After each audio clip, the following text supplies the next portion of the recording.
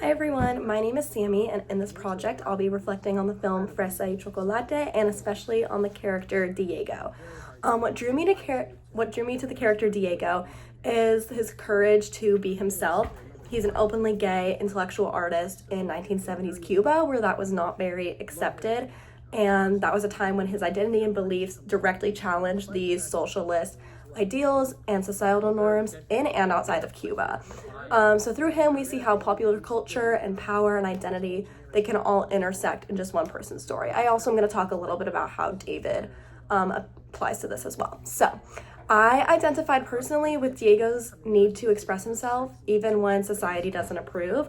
I've myself experienced that tension between wanting to belong and a sense of belonging, but also with individuality and being myself. So seeing Diego's courage, his humor, and his vulnerability come out on screen made a lot of different popular culture theories come to life. So I'm going to start with Stuart Hall's popular culture. So according to Hall, popular culture is a site of struggle. It's a space where dominant and marginalized groups can fight over meaning while the elites decide and dominate where they fall and what they get access to. So Diego challenges this because his art, his love of literature, and his apartment filled with like the banned records and paintings, they make him a part of that marginalized struggle for sure. His cultural tastes definitely challenge what the Cubans describe as, or the Cuban government describes as, accepted culture, but by embracing art and embracing his queerness, Diego reclaims that culture almost as a part of as a form of resistance against the government. He transforms what's considered a sin by the government, the people around him, into something very human and political. We also see a lot of Antonio Gramsci's hegemonic culture through Diego. Gramsci's theory of cultural hegemony explains how ruling groups in a society maintain control not only through force, but through shaping values and beliefs. So this can be anywhere. This can be in government, in school institutions and things like that. They make their worldview seem like common sense. So in the movie, the socialist state of Cuba promotes just one version of the ideal Cuban man, which is revolutionary, heterosexual, not homosexual like Diego, and loyal to the party. So Diego's mere existence threatens that hegemony and challenges that.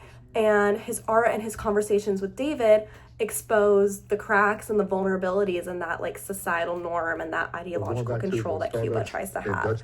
Even their friendship, Diego and David, becomes an act of going against the hegemony, which shows that empathy and curiosity can break through political conditioning.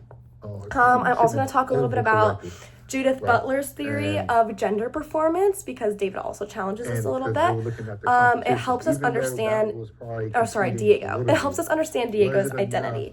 Butler argues that gender and sexuality are not fixed traits, but instead performances shaped by societal norms. We also talked a lot about this in class as well.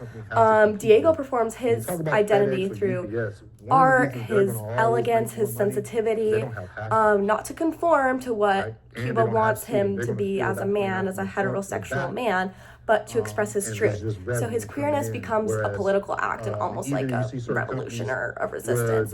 By performing his identity openly instead of hiding it, he forces others like David to confront how harmful and just not their ideas of masculinity and morality really are, because they've been trained that way.